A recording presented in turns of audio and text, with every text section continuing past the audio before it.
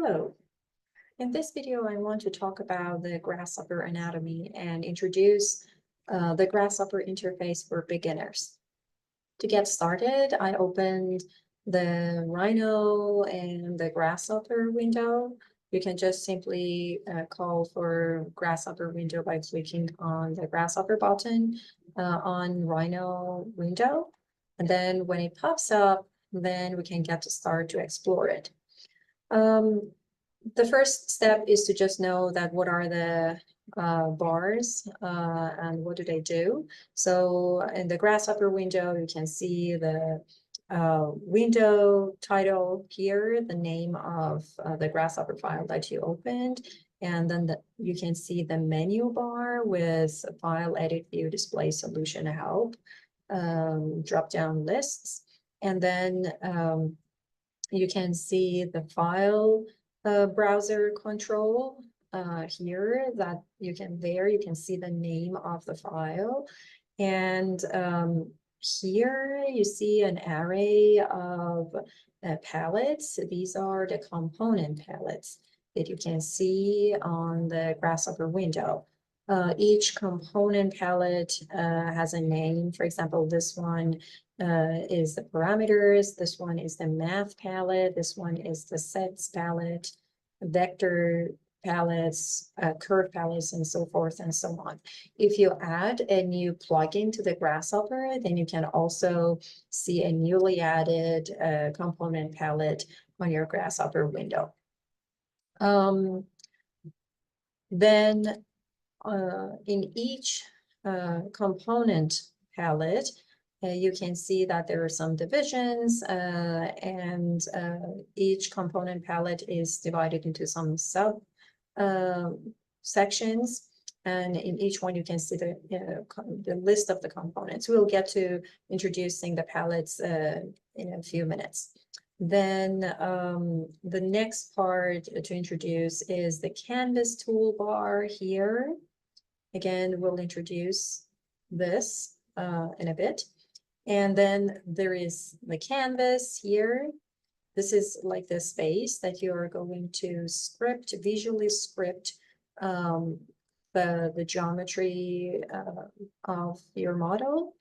And when you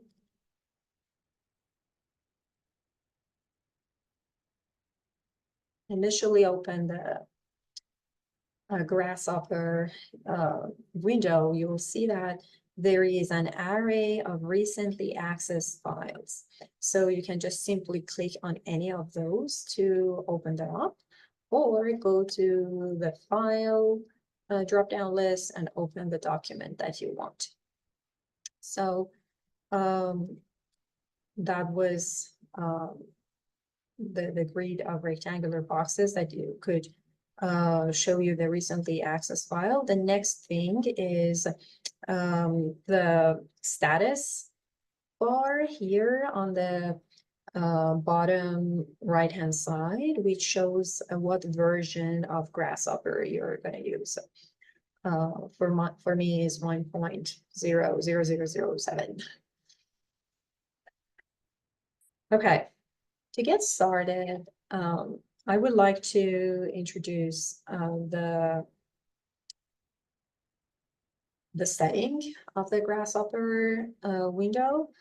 So under the file drop-down list, you can see the item preferences. If you click on that, then the Grasshopper settings window will pop up.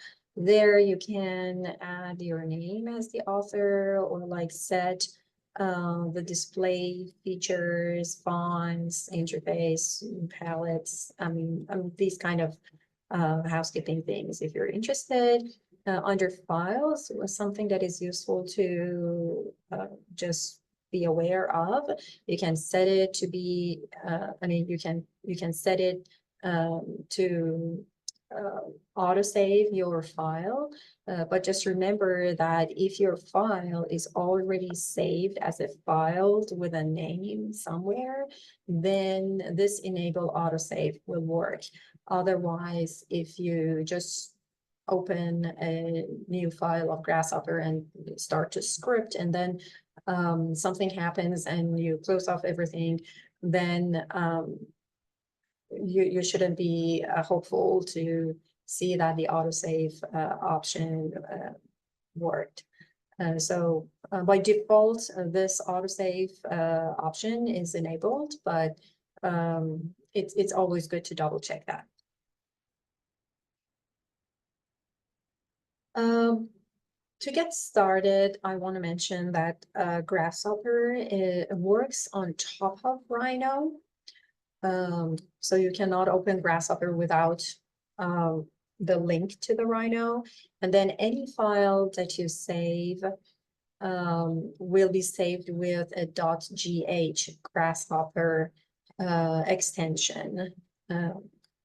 So wherever you see a .ga file, you can identify that as a Grasshopper file. The next thing I want to show you is how to how to drop the components onto the canvas. You can simply click on any of the components, Grasshopper components showing on the component palettes, and again, click on the canvas and have them, or you can just simply drag and drop them onto the canvas. The next thing I want to talk about is the palettes, the component palettes. So we have the category tab, and then here you can see the subcategories. For example, under parameter, there's a subcategory of geometry, primitive, input, and utilities. You can click on the black bar to open the entire list of the components under each subcategory. And if you move your mouse over any of the component and hover around them, hover your mouse over a component, you can read a short description of what does that component do in the Grasshopper environment. So you can drag and drop whatever component that you want.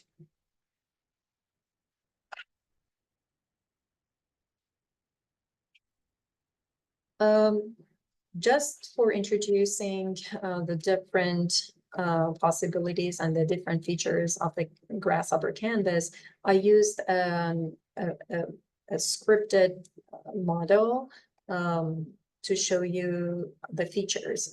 Then in the future videos, we'll begin to create a Grasshopper model together.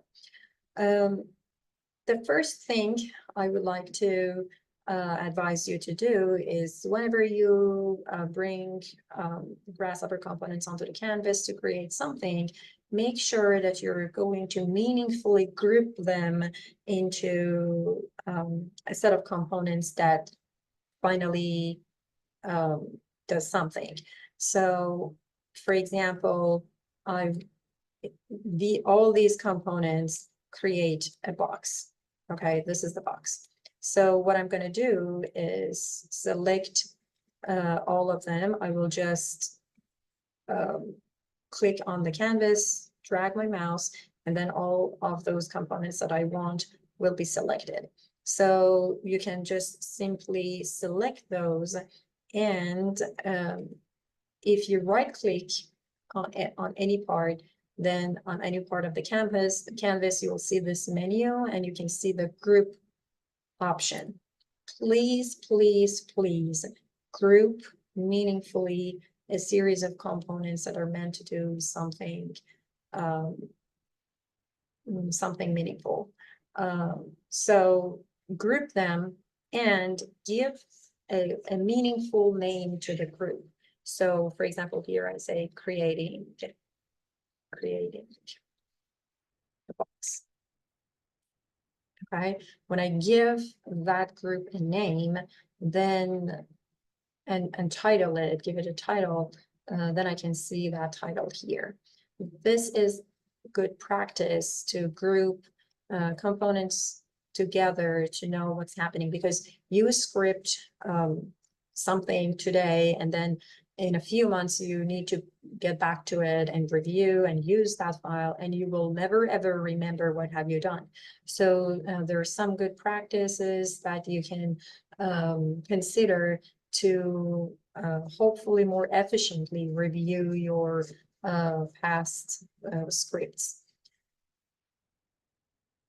There is also another way to group components. You can also ungroup components. For example, if I click on this, on any part of this group, if I right click on that, I can see an option for ungrouping them. So you can even ungroup if you want to modify the group members, or even if when you group them, you can also select the group plus another component and then add it to the group. So you can say,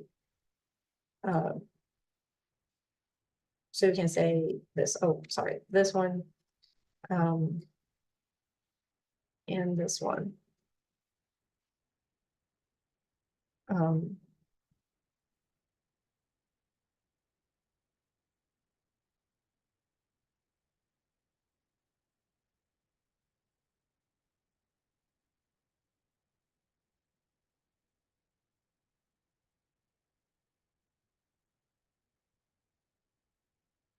So you can group the components, and also you can have two groups nested inside and one another.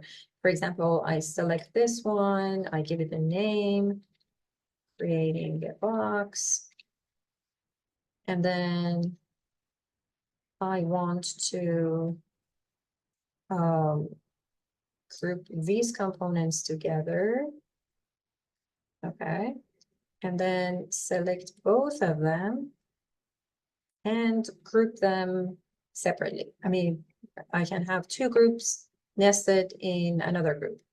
In order to visually more easily identify the groups, you can also click on any of the groups and change the color.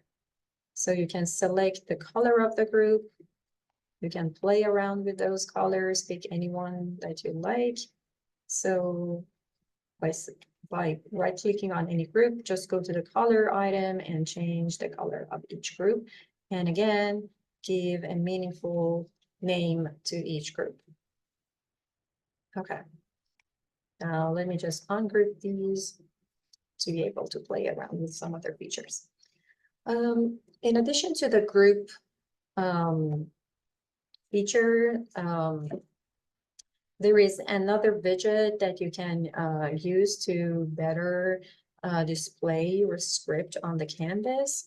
If you select a series of components, you can see these black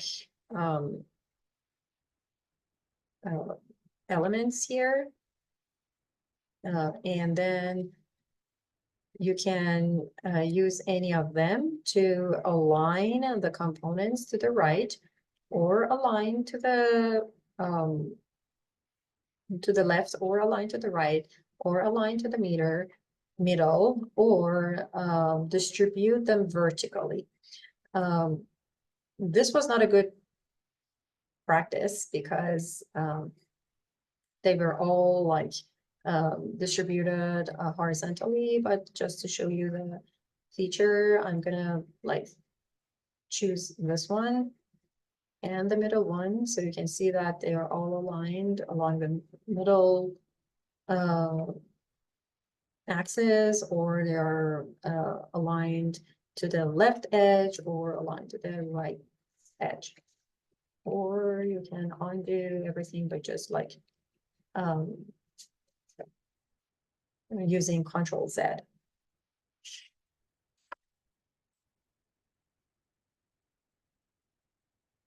There is another feature available to the users in Grasshopper is the profiler widget.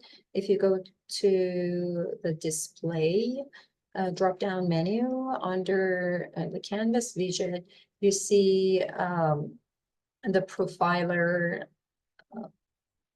item. The profiler by default is off. If you turn it on, then you will see that some of the components that kind of do an let's say semi-complex or complex operations, they're marked by some numbers. And this is actually the worst case run times for that parameter in milliseconds.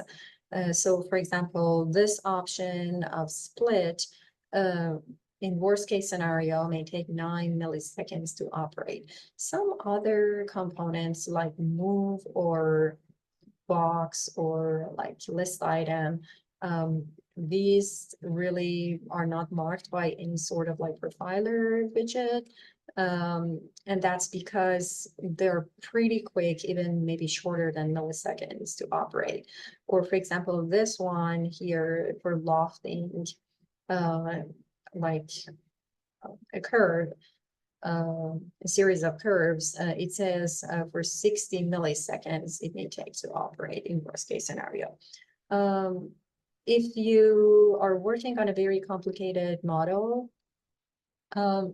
it's good to monitor the operational time of each component to figure out which component is consuming your processor. But in like conventional, not really complicated, big giant models, it's okay to turn it off just to remove unnecessary numbers and informations populating your viewpoint on Canvas. The other widget available on Grasshopper is the Markov widget. Markov widget here can be found usually on the bottom left-hand side of the Grasshopper window. And Markov chain is to predict which component you may want to use next based on your behavior in the past. So that's a very kind of nice prediction. The Markov widget can suggest usually up to 5 components depending on your recent activity. The Grasshopper processor kind of track the series of components you drag and drop on the canvas and then try to predict which one you may need next. And it suggests usually 5, up to 5 components for dragging and dropping on the canvas. You can also right-click on the Markov widget and either hide it or move it to the top left-hand side, top right-hand side, or other corners of the Grasshopper window.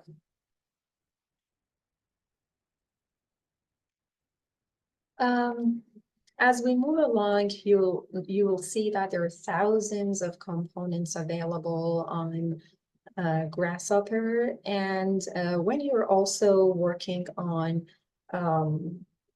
complicated scripts, you may have like hundreds of components on your canvas, and as a beginner it might be hard for you to find the components that you use and you already dropped in the canvas to track your script and kind of review it. You can also right-click on the canvas and use the Find widget.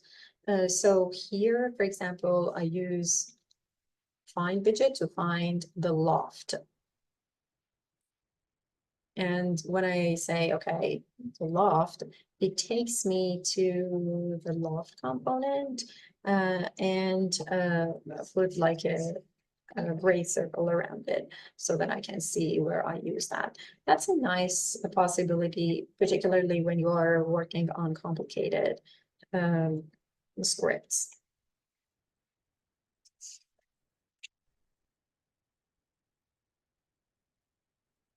The other user interface feature of Grasshopper is the radial menu. When you select a series of components, if you click your middle mouse button, a radial menu will pop up. This radial menu will let you disable or enable all those selected components, or let you, for example, turn on the preview or turn it off, bake the components, find the components, group the components, and when there is a sort of like simulation, click on the recompute to let the component redo the analysis and give you the modified output. So this radial menu is quite handy, and you may use it a lot when you're scripting.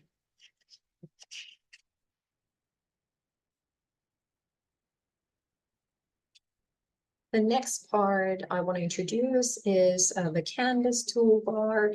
Here you can open a Grasshopper file quickly or save it, zoom on it by like typing, just simply change the percentages, but of course scrolling your mouse will be more convenient. You can also view the entire document by zooming, by using the zoom extents feature, this.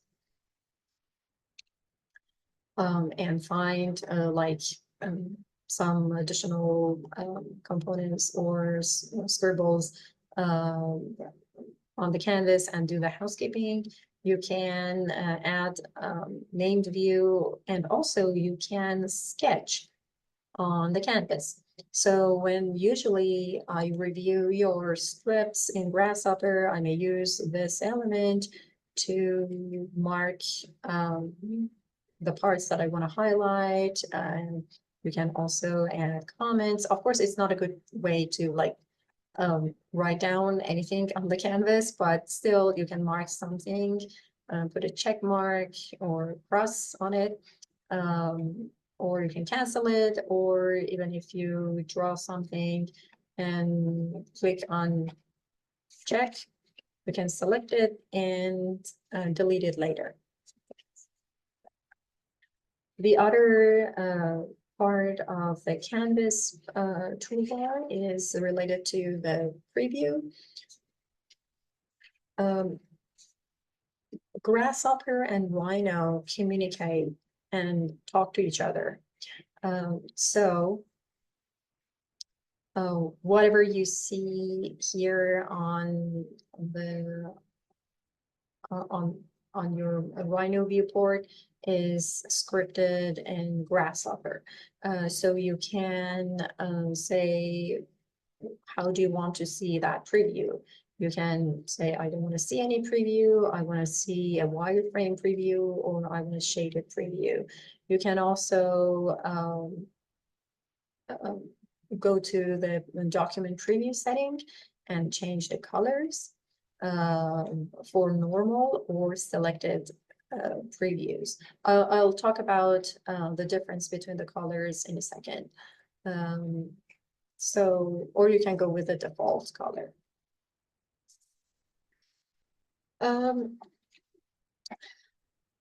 I just mentioned that Grasshopper definition represents a set of rules and instructions for how Rhino can automate tasks and create geometries. So what you actually script here in geometry in Grasshopper will be displayed on Rhino viewport, but you cannot select anything on the Rhino viewport unless you bake that geometry, or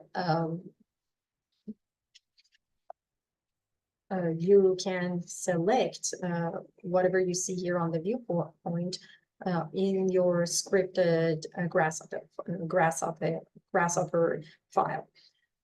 So here, when I want to select this geodesic dome, I should select the component that actually is creating that. So when I select loft, you'll see that in the viewport, the item, the component that is generated turned to be in green. There is a kind of a color-coded visual situation for selecting components in Grasshopper. When you do not select any component, the object in the preview window will be, normally will be in red, but when you select the component that actually generated that geometry, that geometry will turn to green. For example, here, when I select grid, when I select the curve component, that grid that is generated by this component will be highlighted in green. And the dome itself, it remains in red, which shows that this component doesn't generate that geometry. And so this possibility let you distinguish different objects generated by your Grasshopper component and Grasshopper script on Rhino viewport. Also, to better distinguish the points, all the points in Grasshopper are displayed by a cross, not by a rectangle. That lets you distinguish the points in Grasshopper from other Rhino point objects. So you may have a Rhino model, and you may use that to build upon that model a geometry generated in Grasshopper. So in order to be able to identify the components already exist in Rhino and the components that are defined in Grasshopper, this kind of differences will help you to better distinguish the elements. I told you cannot select the geometry in the Rhino viewport unless you bake that geometry in Grasshopper. So you should just simply click that component that generates that geometry and right-click on that and bake it. When you bake it, you can select the layer in which you want to put geometry in it, or like give it a color, and then hit OK. And there, you will be able to select that geometry in the Rhino environment and modify that. But when you bake the geometry, then it will no longer be responsive to any changes in your definition. So here, when I, for example, change the depth of the folds, my Grasshopper geometry changed here, but the geometry in Rhino that is baked no longer responds to that change.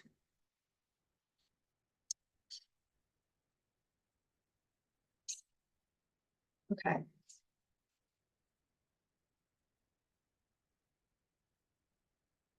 Next, I would like to talk about the units and tolerances.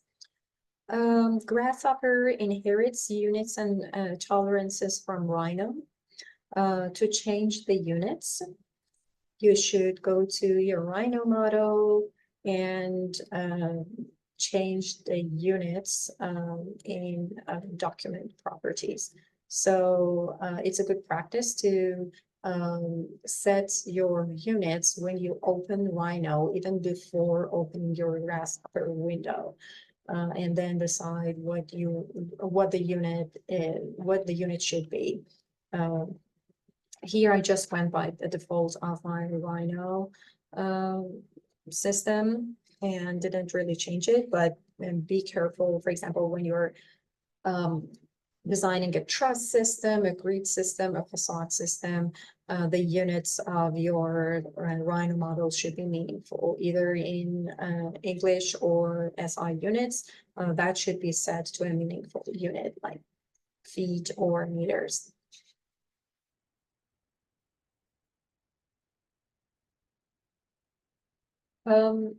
I usually see not only beginners, but also experts sometimes find it challenging to, at the same time, looking at their script on Grasshopper window and at the same time track the changes on the Rhino viewport. Well, what I usually do is I go with all four viewports in Rhino, and then just adjust the size of my Grasshopper window to like half of my Rhino window. So then at the perspective viewport, I can nicely and finely and completely see the model that I'm working on. But there is another possibility. If you feel comfortable with that, you can use it, and that is using the remote control panel. Under the view a menu of the main menu bar in Grasshopper, you can see the first item is the remote control panel. When you click on that, you see that by default, this remote control panel is blank. If you want to track the change of some variables in your Grasshopper script, you should select that parameter and add it to the remote control panel. So here I go to the publish the remote panel, and also I select this slider, and say publish to the remote control panel. What else? Density of the triangulation piece. Okay, so now when I go to the view and remote control panel, where is it? I think I missed it. Okay, here we go. So even when I minimize my Grasshopper window, I see this little control panel, and this let me see what is the actual value of that variable on the sliders. So I can like play around with those sliders here and widely see the effect of those changes on all the Rhino 4 viewports. It's a good practice to name those sliders again meaningfully. I will mention this again in the future videos because it's very important and helpful to name everything in a way that when you come back a few months later to your script, then you're able to read it simply and more conveniently. Okay, so this is the first video introducing the Grasshopper user interface. In the next video, I'm gonna talk about the very basic strategies to use the Grasshopper components.